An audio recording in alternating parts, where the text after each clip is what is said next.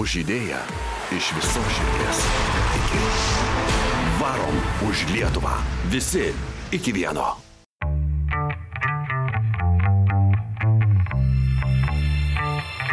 Šiandien nors ir šiek tiek apniukusi, tačiau nauja diena. Ir mes varom į Vilkaviškį. Jūs pasiruošę?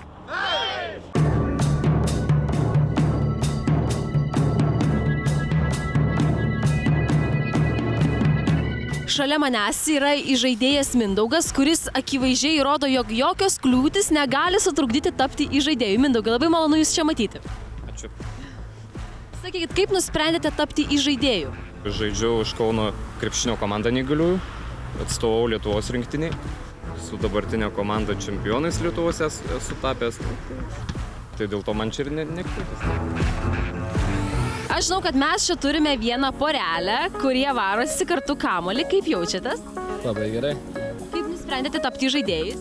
Todėl, kad man atrodo, gal tik vieną kartą toks įvykis Lietuvoje vyks, kaip Europos krepšinio čempionatas.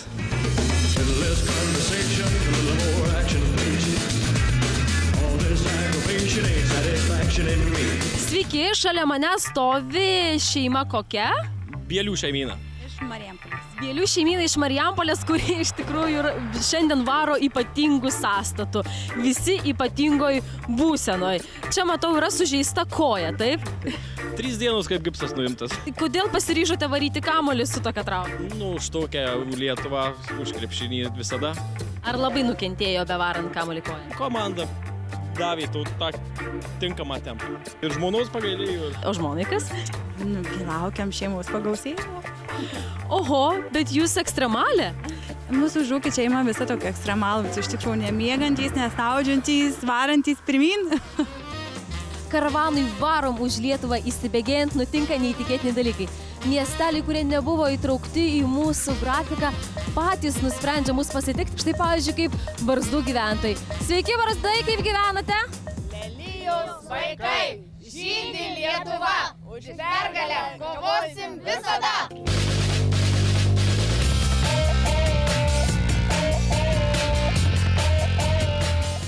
Mažas Griškabūdžio miestelis mums parodė didelę meilę ir jėgą. Ačiū Jums! O sekmadienį mes varom į Pagėgius. Laukite mūsų ten. Už idėją iš visos širdies. Iki.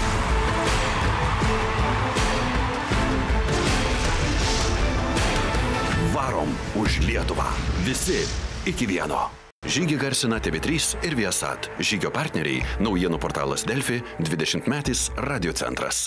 Žiūrėsim televiziją, sirgsim, reikausim, palaikysim kiek galėsim.